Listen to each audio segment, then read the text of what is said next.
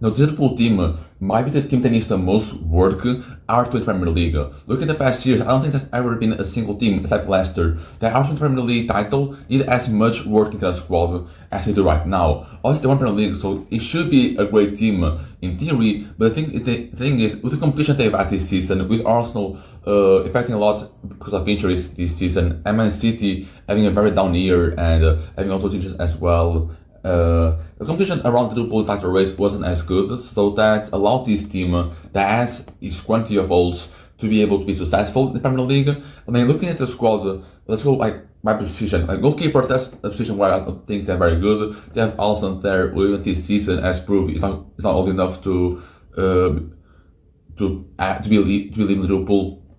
Nashville is coming in this summer, and I think it's going to be a great replacement for Alisson in the long-term future. Also, Keller is a third choice. It's probably going to be sold that summer. Looking at the defense, that's where I think the main worries relies. Also, at back, Trent is leaving this summer to try to come Madrid, and Declan Bradley, who in theory should be a great guy to step into, but he still has his own fitness issues. You don't know how can you rely on him to be starting right back for throughout the whole season. So maybe the right opportunity arises, which we're going to be talking about later. Right opportunity arises for markets for a guy to be a good replacement for Nelson Arnold. Liverpool should be doing it. Look at the back, you have Van Dijk, who has renewed his contract, but at most, I think he has 2 years at Liverpool. I don't see him really making new contracts after those 2 years, and getting a bit older. So yeah, Liverpool has to look in the post-Van Dijk defense, and there are other defenders. Konsa and Konate are both guys that their own futures are uncertain at Liverpool. Konate is going to expire at the end of this year, and the conversations by what they're basically saying are a bit shaky, so we don't know where Konate is going to play even this summer. Liverpool might want to raise funds for Konate instead of losing for free like they did with Trent next year. And Konsa is a guy that maybe wants more consistent minutes, and there have been a lot of rumors that teams like Newcastle, teams like of their sort of quality are looking at Konsa as a good option in some window to reinforce their defense. Also looking at left back, also another position where Liverpool need to work in, because Robertson and Mikas, they're getting old, not playing the way they should have been, and I think it's very, very obvious that Liverpool need a new left back. Robertson is a club icon, obviously, but it's very obvious to see that he's not playing at Ajax level anymore, and he was maybe 2-3 years ago. So a new left back is needed. Even Simikas, isn't no great backup left back, but that position also needs a lot of work to be done this summer. So going to midfield like probably the area where Liverpool is the best at. I think I said that in the first video. Liverpool don't really need a lot of midfielders. Maybe some backup options is what required. They have Yanders the backup number 6, and Liverpool won't really trust it that much this season. Christian's RV Elliott are good off-the-bench options, but maybe you want someone who can maybe compete with McAllister and sort of light midfield. And I think that Liverpool has done. Well, midfield, really, the only priority to be done in midfield is some backup options, really. But then the attack is another area where I think a lot of work needs to be done. You have a right winger, because Salah is, again, same case Van Dijk. I think Salah has 2 years left in his contract. He's not going to go much further from that.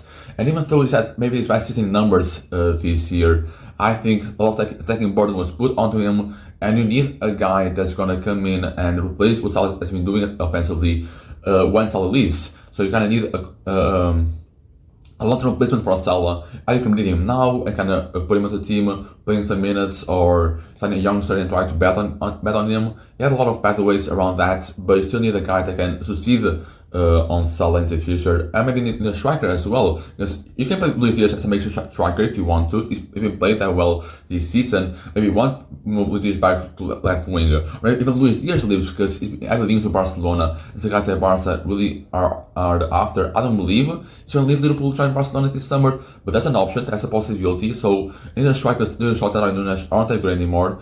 Darwin Núñez is very much going to leave this summer, so you need a new guy who's versatile on all the 3 positions on the attack. Maybe a guy like Mbeumo or Semenyo, who can really play all 2 positions at the attack and offer some depth, versatility, and whatever.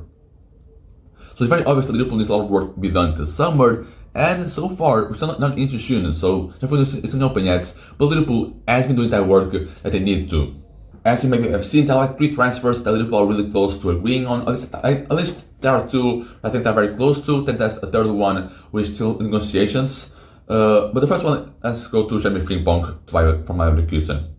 I think this deal is almost like, I think for this, as I said a year ago, is very much a done deal for Frimpong by Liverpool. And as I said, if right back markets presents itself the opportunity to sign a new right back for a reasonable amount of money, Liverpool should be done that. And Frimpong is definitely that. Of course, you have Bradley, but he's still guys too young, and I don't know if you can rely on him for the entire season, especially with his injury problems. And Frimpong is a guy that comes in.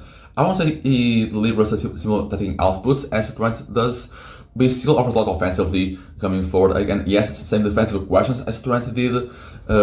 He offers a lot of something very different to what Trent offers in the final third. Frimpong offers a lot of runs out wide, a lot of overlapping. Maybe that's better for Salah in terms of it together. This is a guy that for £30 million, I think that's what Risk was set at. That's a complete bargain. That's if you have a player of Frimpong's value or quality sitting around for £30 million, that's opportunity you need to be taking. That's an amazing deal that Liverpool could do, and they are doing it.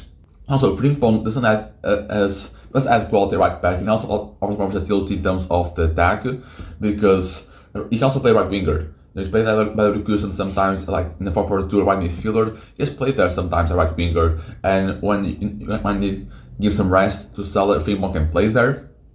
And the thing about having Frimpong and Bradley, it means because when you're approaching a game, maybe yes, this winger on the left hand side, I don't feel comfortable with Frimpong defending there. You can put in Bradley, and he can do a really good job. So that's the thing I love about having two quality fullbacks who offer kind of different things in both sides of the ball. So I think that's really interesting to see how Ancelotti will rotate between Frimpong and Bradley. In that position, after leaving Trent and bringing Frimpong, you can really ask for much more, you know. Now, looking at second signing that's almost done is Florian Wirtz by Leverkusen. As I said this in the video I talked about Wirtz, I don't think Liverpool, in terms of midfield signings, should be a priority for them. But I mean, a deal like Wirtz, it's a guy of his quality that's dealing by Leverkusen. That I mean, Liverpool does get this deal done for around 100 million euros, which is the value that Risk was talking about. If they get the deal done by 100 million euros, that's a bargain. That's another bargain by Liverpool, because he's a player of immense quality. Even, as I said, even if this squad doesn't require a midfielder right now, he can offer so much quality to the Liverpool team.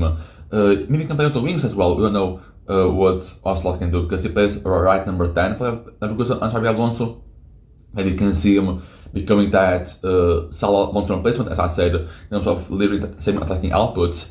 Or maybe saying I can place at number 10 in midfield alongside McAllister and Birch, and I'm rotating with moving to the bench. It's a guy with immense quality.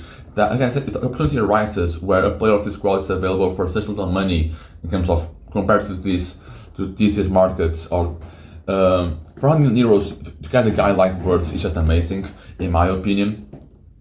And as I said, if he's a higher priority, he needs to be signed. Especially Man City after race, Bayern Munich was very much on his back. Bayern Munich really wanted more Wirtz, so I think that's what made Liverpool do the deal so early. I said it wasn't really my list of priorities. I would prefer for Liverpool to go other high priority signings, not all squad building, rather than go for Wirtz right away. But I think a deal of this magnitude, a deal of this quality, if you don't like now, because Bayern Munich and Man City were teams who were really into him, so I don't think Liverpool, if they went into the race a bit later, they wouldn't have gotten the Wirtz. Wirtz would have gone to Bayern Munich.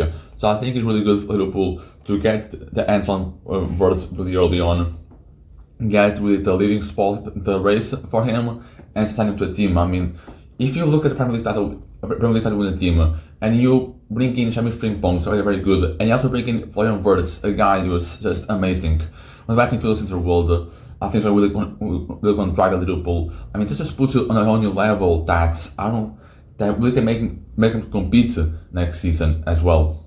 Now, looking at the third signing that Liverpool could be doing this summer is Milos Kerkez. As I said, the left back was needed. Roberts and Mikash aren't playing that well, as Kerkez is a long-term target for Liverpool. He's been playing really well Bournemouth this season. Maybe perhaps I think it was the candidates for best left back of the season by Premier League. Basically, a guy that can very much win it and be the best left back of the season. Has been amazing. Again, you're going to have a team with Kerkez and Frimpong on both wings. That's going to be terrifying for defenses. You can have a lot of attacking firepower. Obviously, you're still going to figure out things out the defensive end, how that works. But, I mean, Kerkez is an amazing sign. Again, for £40 million, I don't think that's a lot of money to be paid for a guy of his quality. And if he's there, he needs to be brought in. It's a situation that Liverpool needs to reinforce. I mean, it's not like in terms of center backs, I think they can wait like half a year or another year to sign new defenders, because it also depends on how Konaté and Kwanzaa situations are looking at, I think, this summer, and because they also miss on the best target Yushin. So also Liverpool waited like half a year to wait for signing defenders will make sense. Even a striker, you can still play Luis there. Their front line is still good enough. I don't think it's still good enough, but I think it can hold down for another year, especially with the words coming in. So I think right back and left back were like those more priority signings. So I mean, as I said, Liverpool needs a lot of work to be done this summer. And I mean, we are still 1 week to go into June, so we're still not even in June yet, and they already are on the way of making 3 excellent signings for not a lot of money. Also combined makes a lot of money, but still, I think that's an amazing work Liverpool's been doing. And Liverpool's not really known by that. Liverpool has an history of underperforming in transfer windows, but they really got the work done, and I have to praise them for that. Now, obviously, as great it is to get those new guys in, I think Liverpool should have been more worth this transfer window. They have a lot of time, and they have some players that can sell to try and provide to funds for other signings, because obviously with Frimpong, Kerkesh and Verton only transfer money being spent, I would say around 118 million euros if all the values are correct, maybe even goes up to 200 million. But so they need to sell guys in order to fund other signings. Like Gallagher is a guy that's very much going to leave. You have to like Brighton, like not Brighton, like Leeds, a team which has got up Premier League. A lot of like lower half table teams are looking for a new goalkeeper, and Gallagher is a guy that maybe could be sold like 20-25 million pounds. That's a lot of money being brought to Liverpool. Then you also have Simikas you can sell. If you get brought in, maybe like 5 million pounds you can get from him. RV Elliott, doesn't mean feel, especially for them worth coming in. The means for RV Elliott is going to be way less, and the opportunity for him to leave, I think as to a fact that he's probably going to leave this summer. So you can get like some money, like 20 million pounds as well. I know with market value is really right now at the time. There are a lot of teams who also should be interested in him, and I don't think it should be really a problem selling him. So another money being brought into the club. But then you have Darwin Núñez on the offense, which of course has to be sold. Yes, some Saudi Arabian clubs looking for him, because that's good, because Saudi Arabian clubs usually overpay for players and give a lot more money than what the market really is. So that's why they built like 40 million pounds. Even Napoli and Madrid are interested in him. Maybe that's kind of situation. Clubs are looking more at loan deals instead of transfers, and obviously transfer will be way better for Liverpool right now. So if you get all this money, make around, I would say, with all those 4 players, maybe it's like the Shota can also be sold or something like that. You can probably look at Chiesa as well can also be sold. I forgot about Chiesa. You can still like we were like 20 million pounds. I mean, if you can make 18 million pounds of sales, I think you can still make a new signing. Obviously, it'll depend on if he's a defender, because the market really isn't that deep right now. We are looking at a new striker or whatever, because striker market really is ample right now. We have a lot of teams looking for strikers, and a lot of strikers were available to sign. Seshko, Imega, Gyökeres, Delap, even Isaac can be at some point. A lot of strikers, Girassi as well. A lot of strikers, just overall attackers, they are in the market right now. There's Semenyo. Biel should look into Premier League right now. There are a lot of options that you can go for, and maybe Semenyo when Biel are guys I said at the beginning probably are better suited for Liverpool, because I'm looking for guys who can be more versatile and are really number 9s, because they haven't really played with a true number 9 for a very long time in Liverpool. We've seen Firmino play Liverpool, come up false number 9. Luis Diaz played very well striker this year. It's not even true number 9, so it kind of falls on Liverpool's philosophy to not really make sign a number 9, and then you have like guys like Mio who can play there and can really not be the number 9 at striker position. So I mean, Liverpool have to praise them, because Liverpool is not really known for spending that much money. Even last year, after going from Jurgen Klopp to Arne Slot, maybe that's a situation where a lot of teams kind of make new signings, kind of try to rebuild their squad, but they didn't. They're not brought Chiesa on loan, or whatever the money they spent on Chiesa. That was really odd, and they still won the league. But Liverpool isn't a team that's known for that spend like Man City or Man United. So in this summer, to recognize that the teams need to work, and bring in great guys on great fees as well. Now we're paying for any single one of them once. Evaluate the opportunities they've had in the transfer market. I've praised them. is some immense quality being done at Liverpool, and I have to praise them for that. And I want to see them go even further into signings, be very ambitious into this transfer window. And if not, maybe into winter they can regroup and maybe make some more signings. Because as well as this team is being built right now, there's still some holes that need to be fixed, and they need to look at that.